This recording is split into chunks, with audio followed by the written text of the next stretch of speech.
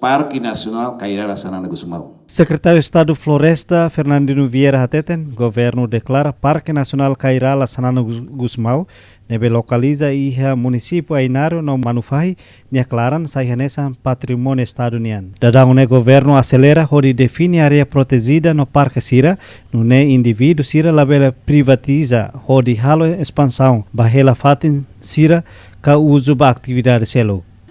E tinanidane o tinanoin mai, parece tinanoin mai, ita se declaramos Parque Nacional Cairala Sanana Gusmão. E o município Manufai, no município Ainaro. Linha clara. Ne hamotu 9.000 hectares.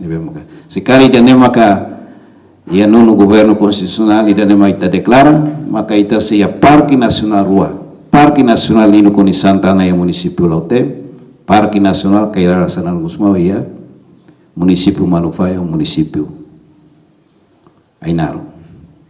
Também ita declara Parque Sirane.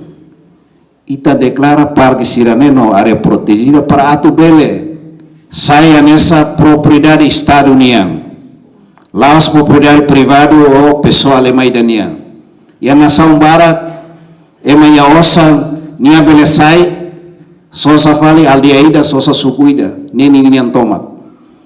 Tamane maka estado lakoi para tu acelera para tu halo definição com a área protegida Sira no Parque Sira ne para ema Sira ne bema kia osa Sira la bele tama ou la bele mos ia impedimento ou la bele mos ia expansão ba hela fatin ida nessa ia nessa fatin Sira ne bema próprio estado unian estado makzele abambairua saia nessa sai rendimento para conferir estado unian.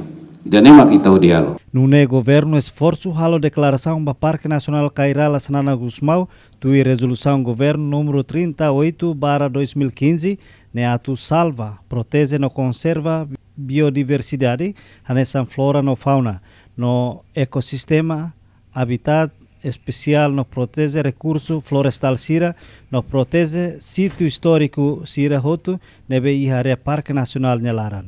Parque Nacional Cairala Sanana Gusmão identificado o área total hectare rihuncia atusia walu nulure sinualu, localiza iha município Manufahi no Ainaro, no representa mudança significante e esforço nacional para conservação no valorização patrimônio natural e Timor-Leste.